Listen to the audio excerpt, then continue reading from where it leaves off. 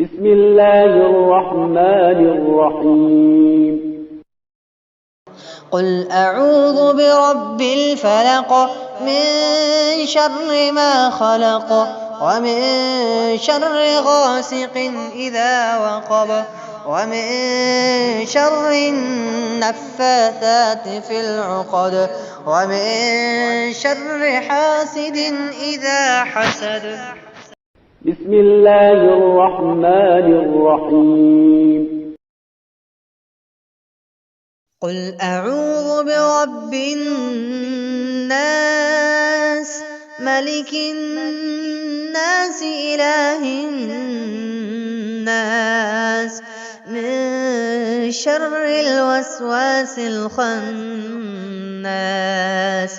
الذي يوسوس في صدور الناس من الجنة والناس. من المؤمنين رجال صدقوا ما عاهدوا الله عليه فمنهم من قضى نحبه ومنهم من